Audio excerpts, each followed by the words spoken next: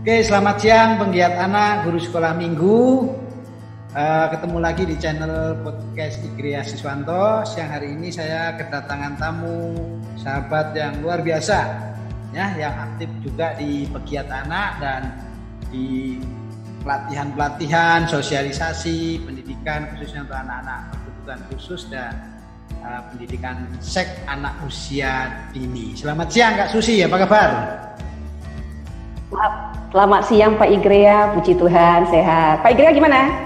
Ya, selama COVID ini kita hanya lewat online ini ketemu dengan teman-teman, jadi ya puji Tuhan sehat, gitu ya. Iya. Oke. Ya, Kak Susi, kita mau ngobrol-ngobrol santai aja siang hari ini. Saya akan ngulik. Kak Susi kan juga sibuk terus dengan rumah mandirinya. Nah, mungkin banyak teman-teman juga yang belum banyak tahu tentang rumah mandiri gitu kan. Kalau Kak Susinya pasti orang udah tahu lah. Ya. Nah, saya mewakili pegiat anak atau guru sekolah minggu gitu ya. Kira-kira apa sih rumah mandiri itu?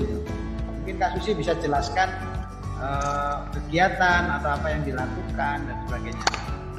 Baik, terima kasih Pak Igria.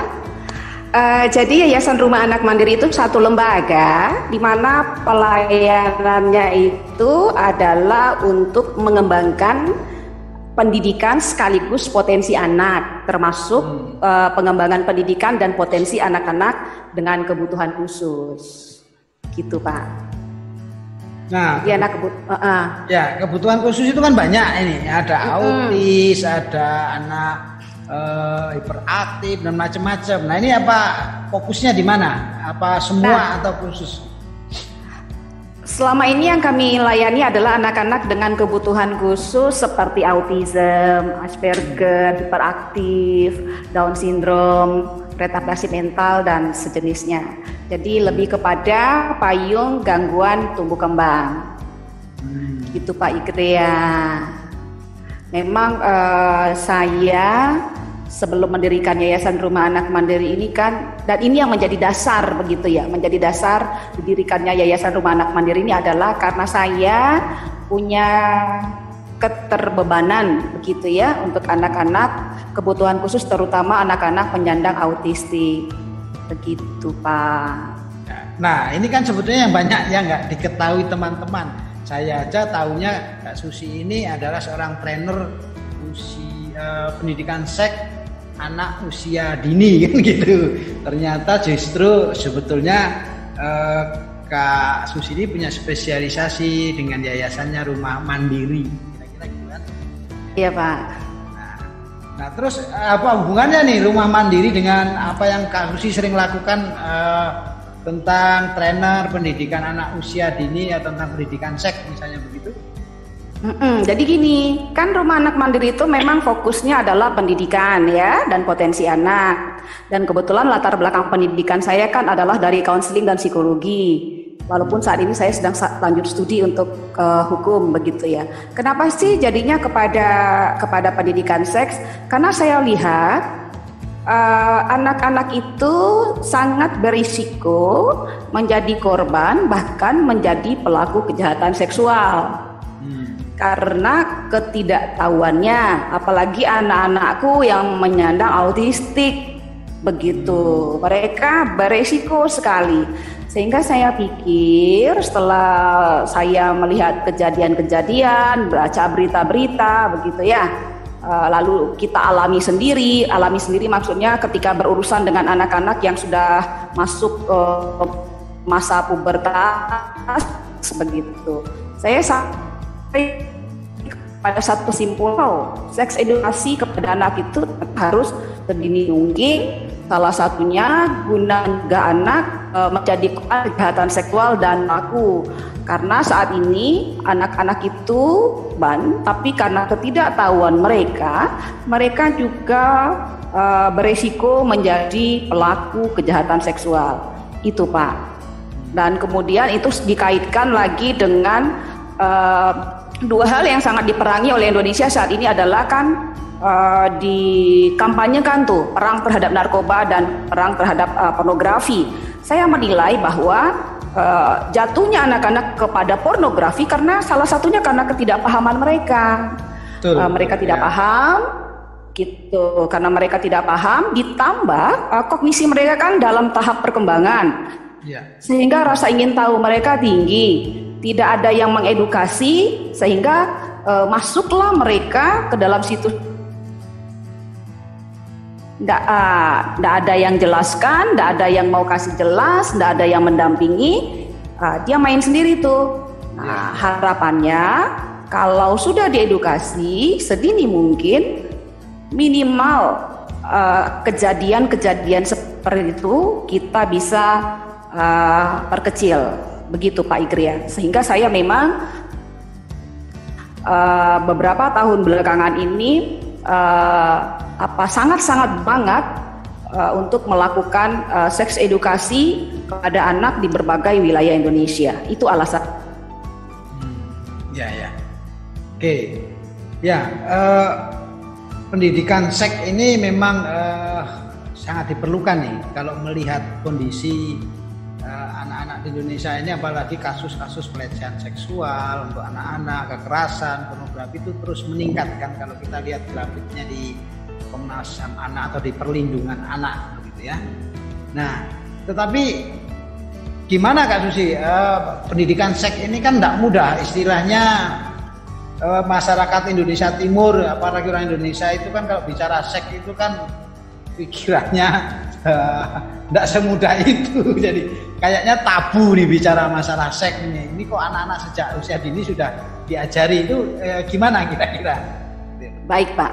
Jadi gini, memang salah satu mengapa pendidikan seks itu di Indonesia tidak diberikan sedini mungkin, bahkan saya saja adalah produk yang tidak mendapatkan pendidikan seks, karena kita punya pemahaman bahwa seks itu tabu, begitu ya. Itu pertama. Kenapa demikian? Karena menurut saya persepsi kita yang kurang tepat. Gitu, pemahaman kita yang kurang tepat tentang apa sebetulnya seks itu. Nah, sementara pendidikan seks itu adalah kan satu edukasi terkait ketubuhan dengan melibatkan berbagai perspektif tumbuh kembang, perspektif kesehatan, perspektif budaya, nilai-nilai, agama, moral, bahkan hukum.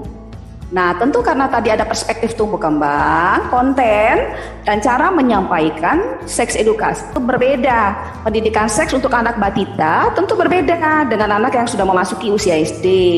Tapi intinya adalah, tujuannya adalah bagaimana setiap anak-anak ini akhirnya mengasihi tubuh mereka, sehingga mereka tahu bagaimana cara jaga badannya dan menghormati tubuh orang lain. Nah, itu tadi kita mesti melihat atau menjelaskan ini dari berbagai perspektif kesehatan, budaya. Karena kita orang Kristen, tentu nilai-nilai kekristenan seperti apa kata Alkitab tentang seks.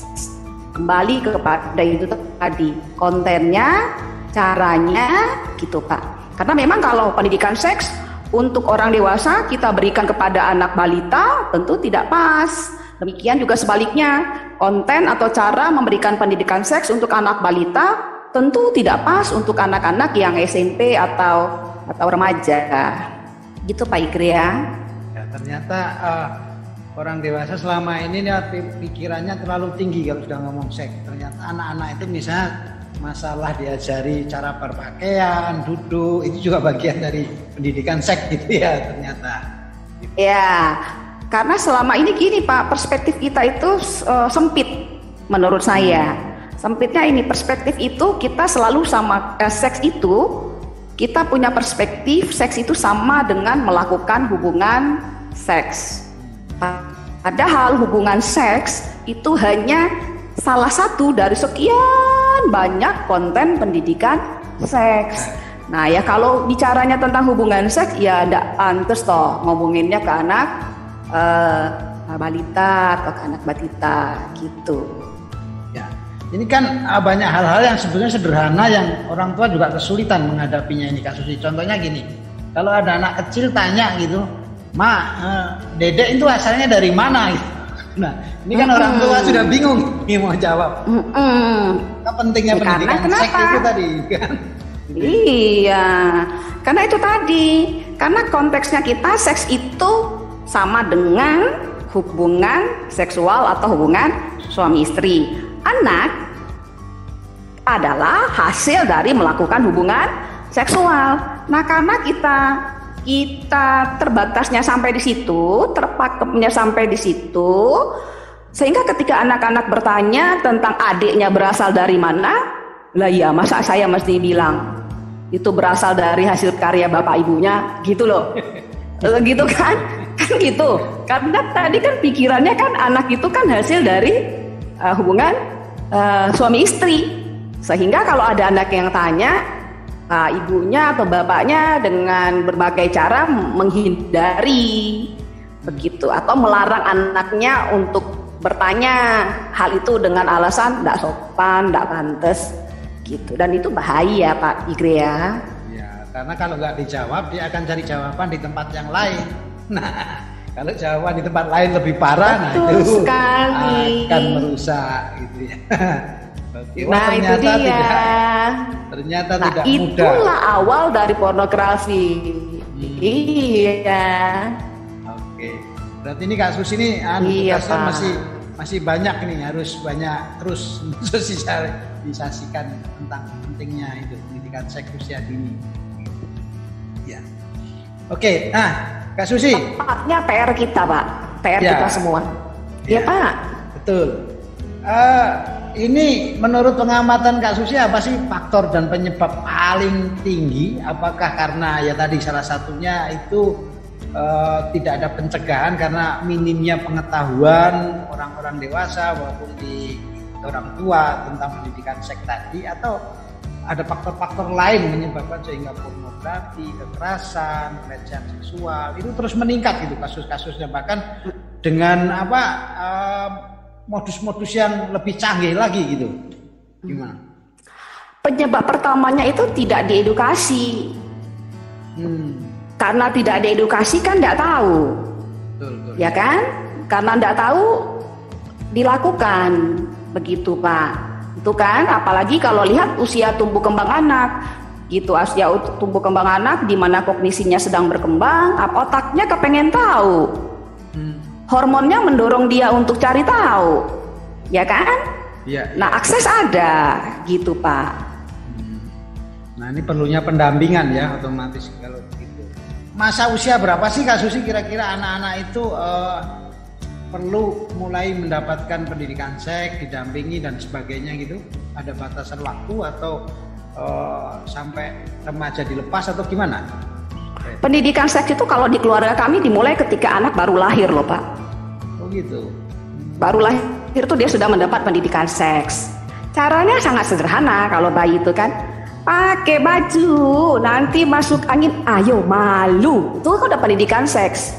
Iya. Artinya konsep malu karena tidak berpakaian itu kan diajarkan dari kecil. Jadi besok dia nggak buka bajunya di sembarang tempat karena malu gitu loh Pak. Ini juga masalah baju tadi kan, karena orang tuanya pengen anak laki-laki, lahir perempuan, jadi dikasihlah baju laki-laki. Itu juga berpengaruh juga kan ternyata terhadap gendernya. Oke. Ternyata banyak sekali ya kalau kita mau bahas itu. Waduh, PR-nya terlalu banyak gitu. Ini problem memang yang sering dihadapi keluarga-keluarga, terutama di keluarga-keluarga muda gitu ya. Nah ini susah memang untuk melawan situasi dunia yang semakin jahat. Oke Kak Susi, terima kasih waktunya. Pertanyaan terakhir. Ini, kalau ada teman-teman nih lembaga atau apa yang ingin undang atau ya Kak Susi jadi trainer lah, kira-kira syaratnya apa? Trainer untuk apa Pak? Ya misalnya tadi training pendidikan seks usia dini misalnya, atau anak autis tadi berkebutuhan khusus. Syaratnya mereka serius ngerjain. mereka serius mengerjakan. Jadi tidak ada syarat. Syarat itu yang penting dia punya semangat bagaimana berkontribusi positif untuk anak-anak Indonesia. Itu syaratnya. Jadi punya semangat yang sama, kita punya visi. Kita punya visi yang sama, punya hati yang sama. Hatimu seperti hatiku, kata lagu sekolah minggu. Nah, ya udah, ayo kita tancap gas. Okay. Ya, oke. Pesan khusus terakhir, paling terakhir ini untuk orang tua, pendidik, guru sekolah minggu, terutama anak-anak Indonesia ini. Kalau untuk semua pegiat atau caregiver, saya mau bilang begini, semua anak istimewa dan semua anak punya potensi. Itu dia. Sehingga kalau kita punya nilai demikian, punya persepsi yang demikian, mau anak itu kebutuhan khusus mau tidak mau kebutuhan khususnya apa kita akan selalu berpikiran positif kepada dia, dan itu akan jadi semangat bagi kita untuk melayaninya. Begitu, Pak. Oke, wah, keren gitu. Baik, Kak Susi, terima kasih waktunya. Terima kasih, Pak Igria. Oke, sampai ketemu. Tuhan Yesus memberkati. Terima kasih, Tuhan Yesus berkati. Salam.